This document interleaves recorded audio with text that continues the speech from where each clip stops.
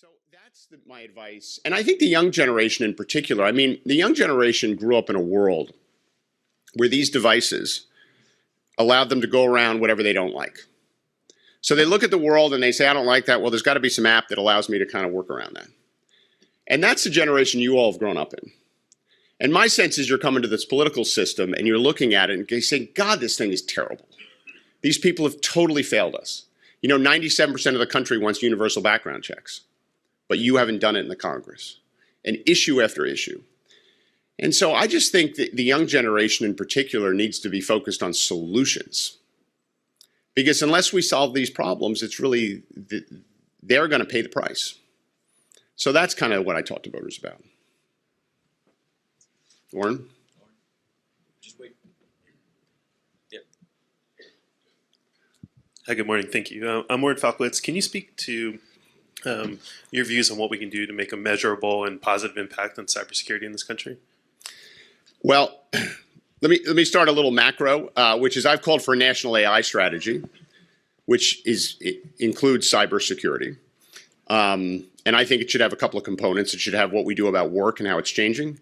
It should deal with national security and cybersecurity. It should deal with digital privacy. And it should deal with programming bias, because a lot of the decisions that human beings make today, as you know, are going to be made by machines in the future. And it matters who programs them and do they have any inherent biases. So I've called for this kind of comprehensive artificial intelligence strategy that's developed by the private sector, the public sector, and the nonprofit sector. Now, a component of that is cyber. And we don't, as best I can tell, have a terrific cybersecurity strategy at this point. As you and I have talked about, and I thought your insight was particularly good on this point, which is we can solve any problem in this country if we actually get the data. And one of the problems with all the cyber attacks is that a lot of them go unreported and unknown, and we don't actually have a depository where people are actually gathering the data so that they can do the best analytics as to who the attackers are and what kind of defenses we need to do.